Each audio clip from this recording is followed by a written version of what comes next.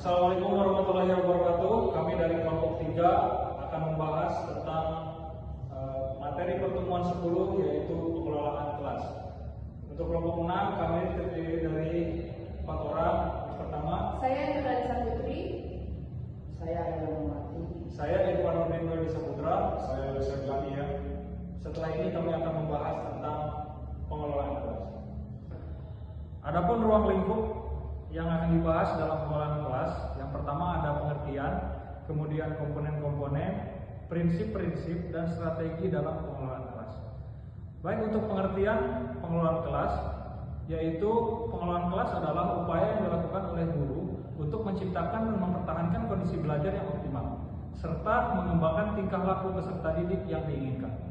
Definisi pengelolaan kelas: 1. Menurut Rofiq 2009, pengelolaan kelas adalah upaya yang dilakukan oleh guru dalam menciptakan, mempertahankan, dan mengembangkan motivasi belajar untuk mencapai tujuan pembelajaran yang ditetapkan. Kemudian yang kedua, menurut Usman tahun 2003, pengelolaan kelas yang efektif merupakan persyaratan mutlak bagi terjadinya proses pembelajaran yang efektif. Ini mencakup kegiatan untuk mengembangkan tingkah laku peserta didik yang diinginkan dan mengurangi tingkah laku yang tidak diinginkan. Kemudian yang ketiga, menurut M.G. Cooper tahun 1977, mengemukakan 5 pandangan tentang pengelolaan kelas antara lain. Yang pertama, proses untuk mengontrol tingkah laku siswa. Yang kedua, kegiatan untuk memaksimalkan kebebasan siswa.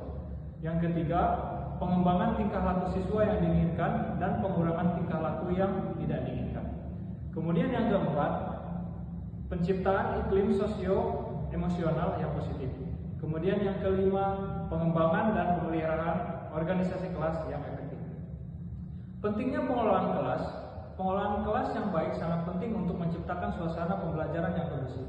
Hal ini meliputi yang pertama, menciptakan iklim belajar yang positif. Guru harus mampu menciptakan suasana yang nyaman dan menyenangkan agar siswa dapat belajar dengan baik. Kemudian yang berikutnya, mengelola tingkah laku siswa.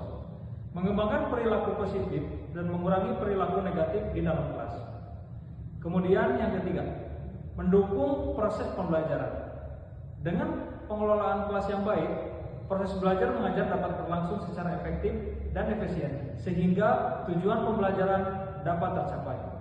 Dengan demikian, pengelolaan kelas merupakan keterampilan penting bagi seorang guru untuk memastikan bahwa kegiatan belajar mengajar dapat berlangsung dengan baik dan mencapai hasil yang diharapkan.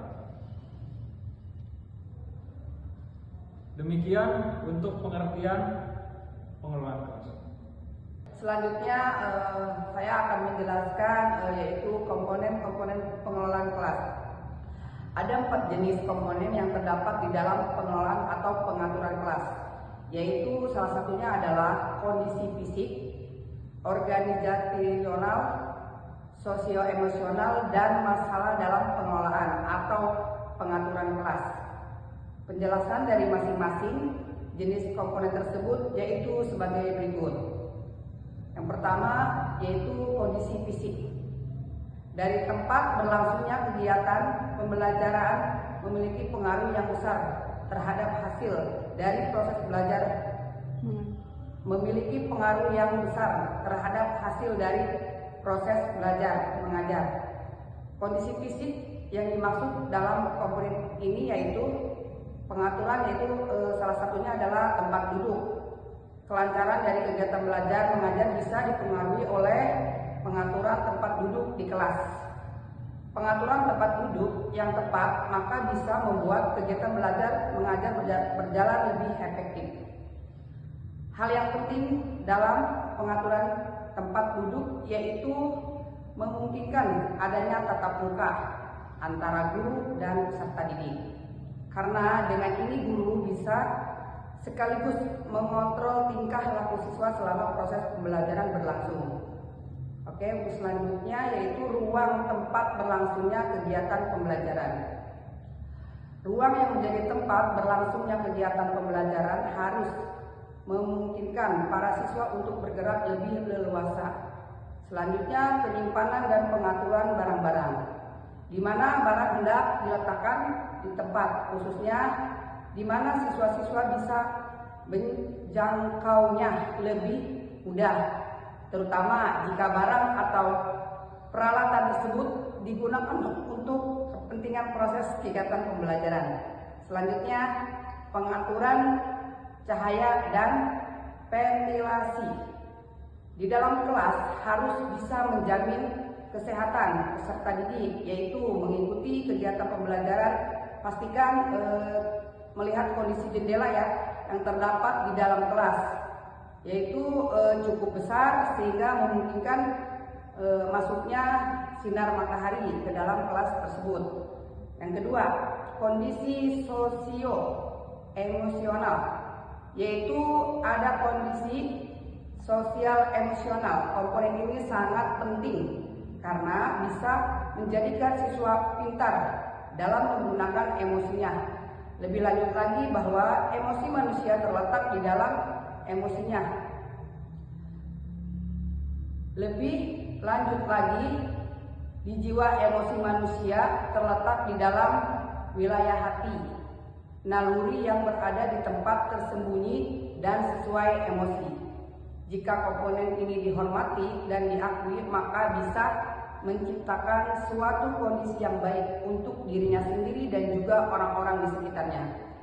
Oke, lanjut untuk yang ketiga, yaitu masalah pengelolaan kelas. Terdapat dua kategori, yaitu masalah individu dan kelompok. Walaupun perbedaan yang terjadi antara kelompok seringkali berupa perbedaan pada tekanan.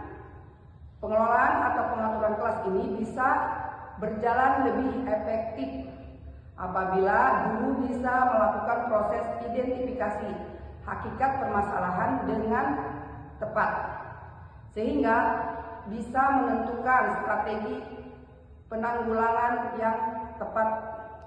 4. Kondisi organisasional. Salah satunya cara yang bisa dilakukan untuk mencegah timbulnya masalah dalam pengaturan kelas, yaitu bisa dengan mengadakannya kegiatan masalah dalam pengaturan kelas. Rutin, sifatnya organisasional, baik itu di tingkat kelas maupun sekolah. Baik, saya akan melanjutkan prinsip-prinsip pengelolaan kelas. Terdiri dari 5, yaitu 1. Keadilan. Setiap siswa berhak mendapatkan perlakuan yang sama dan adil. Ini penting untuk membangun kepercayaan dan rasa hormat di antara siswa. 2. Konsisten. Penerapan aturan dan konsekuensi harus konsisten.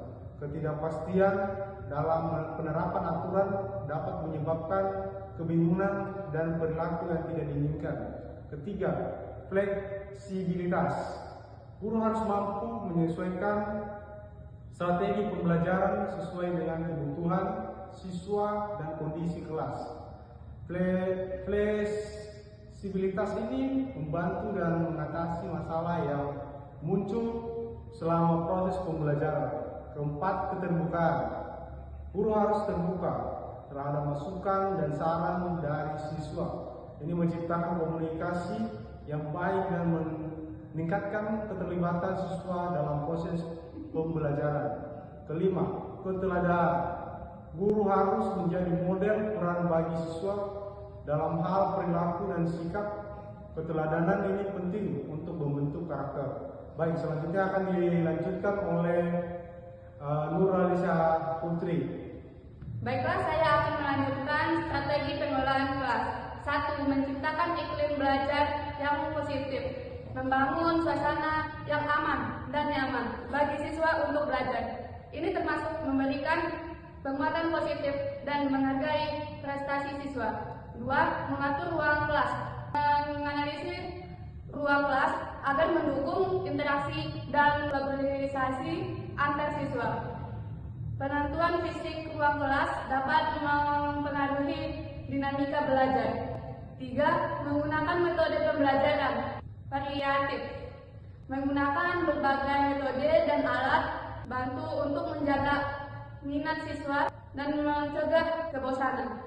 4. Mengelola waktu secara efektif, memanfaatkan waktu dengan baik untuk setiap kegiatan pembelajaran agar proses belajar mengajar berjalan lancar. Dengan menerapkan prinsip-prinsip dan strategi pengelolaan kelas yang tepat, guru dapat menciptakan lingkungan belajar yang lebih efektif dan menyenangkan bagi siswa. Kesimpulan, keterampilan mengelola kelas merupakan kemampuan penting bagi guru untuk menciptakan lingkungan belajar yang efektif, aman, dan kondusif. Dengan menguasai keterampilan ini, guru dapat meningkatkan keterampilan siswa, mengurangi gangguan, dan meningkatkan hasil belajar.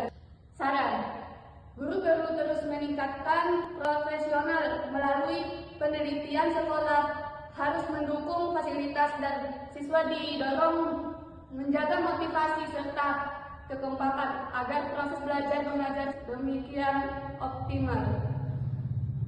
Baik, demikian penjelasan mengenai materi pengelolaan kelas dari kelompok kami.